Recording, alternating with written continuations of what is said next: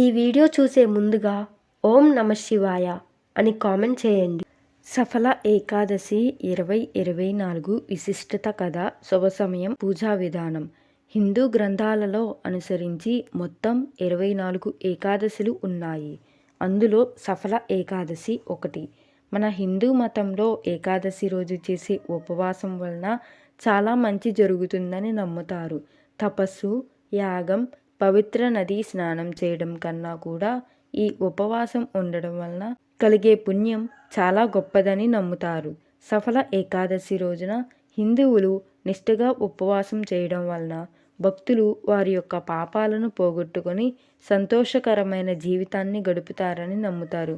సఫల ఏకాదశి లోక రక్షకుడైన విష్ణువుకి అంకితం చేయబడిన రోజు. ఈ రోజున భక్తులు అందరూ విష్ణువుని ఆరాధిస్తారు. సఫల అంటే సౌభాగ్యం అని, అభివృద్ధి చెందడం అని అర్థం. జీవితంలోని అన్ని రంగాలలో విజయాన్ని, ఆనందాన్ని పొందాలి అనుకున్నవారు ఈ ఏకాదశిని ఆచరించాలి.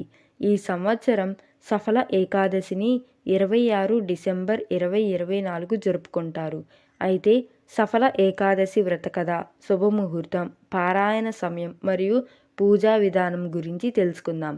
అలాగే ఈ వీడియోని ఎక్కడా కూడా స్కిప్ చేయకుండా చివరి వరకు చూసి ఈ వీడియోకి ఒక లైక్ చేయండి. మీ యొక్క లైక్ అనేది మాకు ఎంతగానో సపోర్ట్ని ఇస్తుంది. సఫల ఏకాదశి ప్రాముఖ్యత. సఫల ఏకాదశి యొక్క ప్రాముఖ్యత గురించి శ్రీకృష్ణ పరమాత్ముడు ధర్మరాజు యుధిష్ఠిరునికి వివరించారు. శ్రీకృష్ణుడు, నేను సఫల ఏకాదశి వ్రతం నుంచి పొందేంత సంతృప్తిని పెద్ద యాగాల నుండి కూడా పొందలేదు అని ఈ ఉపవాసం గురించి వివరించారు.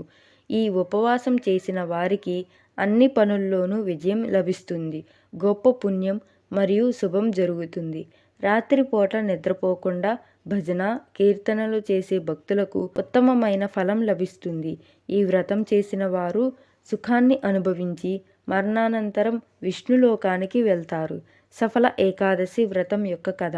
చంపావతి అనే రాజ్యాన్ని మహిష్మత్ అనే రాజు పరిపాలిస్తూ ఉండేవాడు.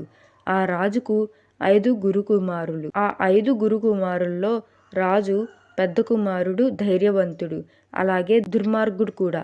అతని ప్రవర్తన మంచిగా ఉండేది కాదు. రాజు మరియు మిగిలిన కుమారులు రాజు పెద్ద కుమారుడికి లుంబక్ అని పేరు పెట్టారు. కొంతకాలం తర్వాత లుంబక్ యొక్క ప్రవర్తన చాలా రాక్షసంగా మారింది. ఒకరోజు రాజు పెద్ద కుమారుడు లుంబక్ దొంగతనానికి ప్రయత్నిస్తాడు. కానీ రాజు యొక్క భటులు అతని పట్టుకుంటారు. అప్పుడు రాజుగారు అతన్ని రాజ్యం నుంచి పంపించేస్తారు.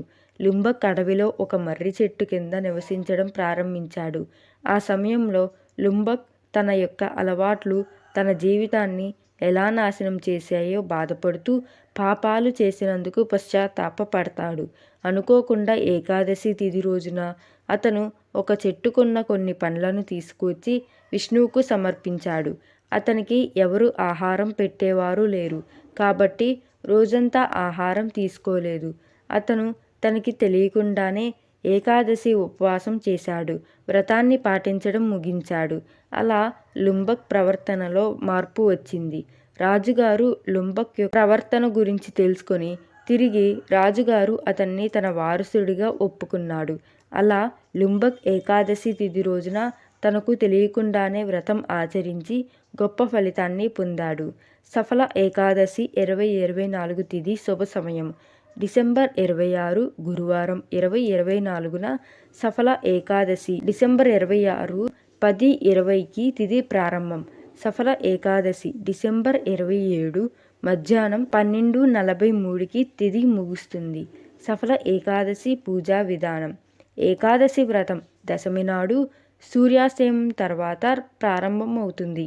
ఏకాదశి రోజున వేకువజామున నిద్రలేచి ముందుగా స్నానం ఆచరించాలి. తరువాత ఉపవాసం ఉంటానని ప్రతిజ్ఞ చేసి ఉపవాసం మొదలుపెట్టాలి. ఇంట్లో గంగాజలం చల్లి విష్ణువుకు పూజ చేయాలి. పూలు, తులసి ఆకులు, అగరబత్తీలు, పండ్లు విష్ణువుకు సమర్పించాలి.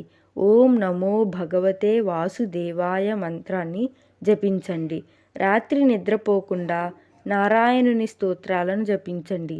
తర్వాత రోజున స్నానం చేసి బ్రాహ్మణునికి ఆహారం పెట్టండి. వారి ఆశీర్వాదం తీసుకున్న తర్వాత ఉపవాసం విరమించండి. ఈ వీడియో కనుక మీకు నచ్చినట్లయితే ప్లీజ్ లైక్ చేసి మీ ఫ్రెండ్స్కి షేర్ చేయండి.